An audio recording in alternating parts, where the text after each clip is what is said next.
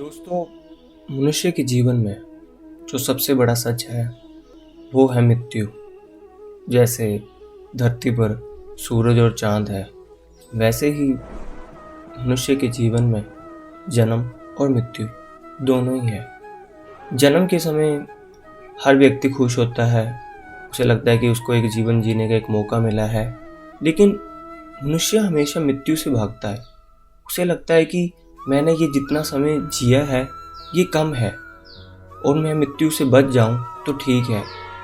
उसके दिमाग में बस यही रहता है कि मृत्यु सभी को आए, लेकिन मृत्यु का मुंह मैं ना देखूं। लेकिन क्या आप भी वैसे ही हो? आपको भी यही चीज़ लगती है कि हाँ यार, मैं मृत्यु मुझे कभी ना आए, मेरे घर में किसी की मृत्यु ना हो, या इस चीज़ का भय आपके अंदर भी है? तो आज एक ऐसी कहानी मैं आपके सामने लेके आया हूँ जिसको सुनने के बाद आपको ये चीज़ लगेगी कि हाँ, मुझे जितना जीवन मिला है मैं उसको खुशहाल रूप से जीऊँ, ना कि मृत्यु के भय के कारण अपने पूरे जीवन को बर्बाद करूँ। लेकिन कहानी को शुरू करने से पहले मैं आपसे निवेदन करता हूँ कि अगर आप हमारे चैनल पर नए हैं तो हमारे चैनल को, लाइफ इंस्पिरेशन को सब्सक्राइब करें, ताकि इसी प्रकार की मोटिवेशनल और इंस्पिरेशनल कहानियाँ मैं आपके सामने रख सकूं। एक बार की बात है, बुद्ध उपदेश दे रहे थे। उपदेश पूरा होने के बाद सब लोग जाने लगे। तभी बुद्ध ने देखा एक व्यक्ति कोने में बैठा हुआ है। बुद्ध उसके पास गए और कहा कि क्या हुआ, आप दुखी क्यों हो? व्यक्ति ने कहा, आप बहुत अच्छा उपदेश देते हो, जिसे सुन लोगों का मन शांत हो जाता है, लेकिन मेरा मन अभी भी बेचैन है, शांत नहीं है। बुद्ध मुस्कुराए और कहने लगे, काफ़ी अच्छा प्रश्न है आपका, और बोले, इस दुनिया में किसी के मन को शांति नहीं है। कुछ लोग सोचते हैं कि उन्हें शांति मिल गई है। वे भूल जाते हैं कि जो शांति आज उन्हें मिली है कल उनसे छीन ली जाएगी और फिर वो अशांत हो जाएंगे। और कुछ लोग जिनके पास शांति है वे आगे का सोच सोचकर अशांत हो जाते हैं कि ये शांति चली जाएगी। तुम किस बात से अशांत हो? व्यक्ति ने कहा, हे बुद्ध, मुझे एक गंभीर रोग है। वैद्य ने कहा है कि मेरे पास केवल 7 महीने हैं, जिसमें से 3 महीने खत्म हो चुके हैं। मेरे बाद मेरे माता पिता, बीवी बच्चों का क्या होगा? ये बात मुझे शांत नहीं रहने देती। बुद्ध ने कहा कि क्या तुम इस बात से परेशान हो? व्यक्ति ने कहा, नहीं, सच तो ये है कि मैं अभी मरना नहीं चाहता। मेरे अंदर मौत का डर बैठ गया है। बुद्ध ने कहा, मरना तो एक ना दिन सबको ही है, ये बात सब जानते हैं। मृत्यु को तो कोई नहीं चाहता। बहुतों को तो ये भी नहीं पता कि उनकी मृत्यु कब होगी। तुम्हें तो उसका पता भी है, और ठीक से तुम अभी नहीं जानते कि तुम्हारी मृत्यु कब होगी।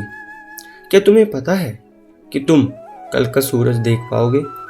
व्यक्ति ने कहा, नहीं, मुझे नहीं मालूम। बुद्ध कहते हैं कि अगर तुम्हें तुम्हारी बीमारी के बारे में नहीं पता होता तो तुम अपना जीवन खुशी से जीते।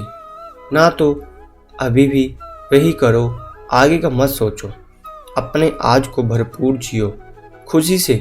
जो जीवन शेष है उसे जियो, जो मिल रहा है उसे स्वीकार करो। अगर तुमने अपना जीवन होश में जिया होता तो ये 35 वर्ष तुम्हारे लिए 35,000 वर्ष के बराबर होते। लेकिन व्यक्ति बोला, मैंने तो अभी केवल 35 वर्ष ही देखे हैं। मैंने अपना जीवन ठीक से देखा तक नहीं। मैं अभी कैसे मृत्यु को प्राप्त हो सकता हूँ? बुद्ध ने कहा, क्या तुम्हें याद है कि तुमने ये 35 वर्ष कैसे निकाले? कब ये समय बीत गया? नहीं ना, तुम्हें कुछ खास पल ही याद रहे होंगे। एक एक दिन तुम्हें मालूम नहीं होगा तुमने कैसे जिया, क्योंकि तुमने अपना जीवन होशपूर्वक कभी जिया ही नहीं। अगर तुमने अपना जीवन होश में जिया होता तो ये 35 वर्ष तुम्हारे लिए 35,000 वर्ष के बराबर होते और प्रत्येक दिन तुम खुशी से जीते। लेकिन तुमने सारा समय नष्ट कर दिया। और अब मृत्यु के समय भाग रहे हो। जीवन और मृत्यु दोनों ही उपहार है। व्यक्ति ने कहा, मैं आपकी बात नहीं समझ पा रहा। जीवन उपहार है, ये समझ आता है, लेकिन मृत्यु भी उपहार है, ये कैसे हो सकता है? दोस्तों, अगर आपको कहानी पसंद आए तो आगे से आगे आप इस कहानी को शेयर करें और चैनल को सब्सक्राइब करें। अगर तुमने अपना जीवन होश में जिया होता तो ये 35 वर्ष तुम्हारे लिए 35 वर्ष के बराबर होते और प्रत्येक दिन तुम खुशी से जीते, लेकिन तुमने सारा समय नष्ट कर दिया और अब मृत्यु के समय भाग रहे हो। जीवन और मृत्यु दोनों ही उपहार हैं। व्यक्ति ने कहा, मैं आपकी बात नहीं समझ पा रहा। जीवन उपहार है, ये समझ में आता है, लेकिन मृत्यु भी उपहार है, ये कैसे हो सकता है? बुद्ध।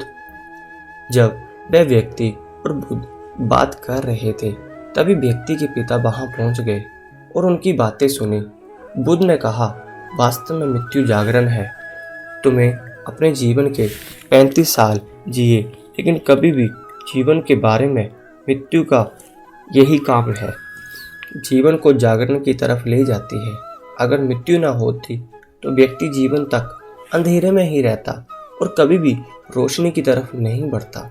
बुद्ध ने पूछा, क्या तुम्हें जन्म से पहले का कोई ज्ञान है? व्यक्ति ने कहा, नहीं, मुझे जन्म से पहले का कोई ज्ञान नहीं है। बुद्ध ने कहा, जैसे तुम्हें जन्म से पहले का कोई ज्ञान नहीं है, ठीक उसी प्रकार तुम्हें मृत्यु के बाद का भी कोई ज्ञान नहीं है, इसलिए तुम डरे हुए हो। तुम अपने जीवन के शेष दिन को खुशी से जियो और ध्यान करो। जब तुम जीवन को समझ जाओगे तब तुम मृत्यु को भी समझ जाओगे।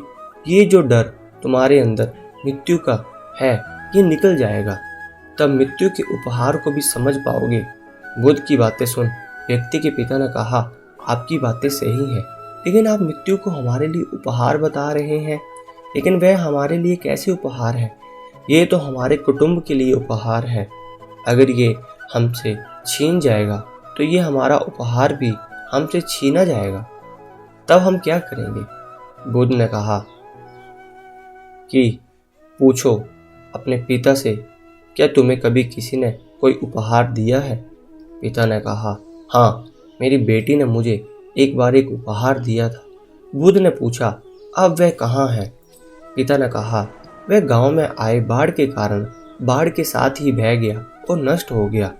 बुद्ध ने कहा, क्या इससे तुम्हारी बेटी के प्रति प्यार कम हो गया? पिता ने कहा, नहीं, वह क्षण मुझे आज भी याद है जब मेरी बेटी ने मुझे वह उपहार दिया था। वह उपहार मैं कभी नहीं भूल सकता।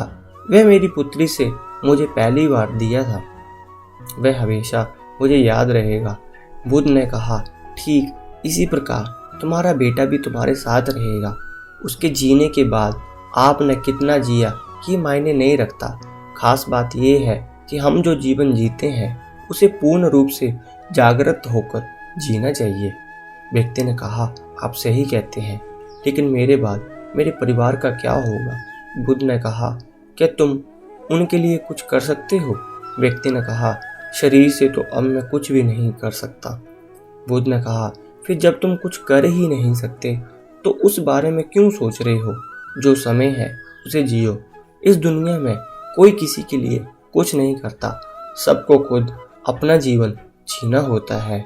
हमें बस ऐसा भ्रम होता है कि हम कुछ उनके लिए कर रहे हैं, लेकिन हम कुछ भी उनके लिए नहीं करते, खुद के लिए करते हैं।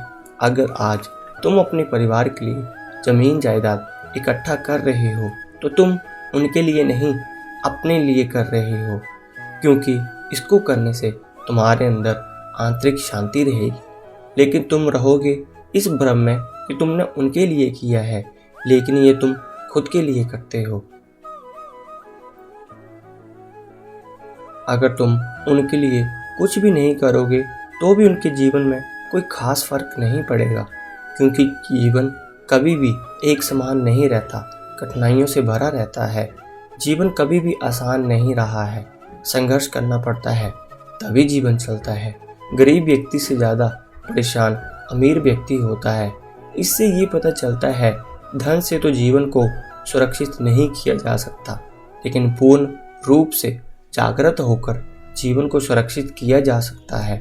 ऐसा करने से हम जीवन की सभी कठिनाइयों को समझ पाते हैं, जिंदगी और मौत को समझ पाते हैं और आसानी से जीवन जी सकते हैं।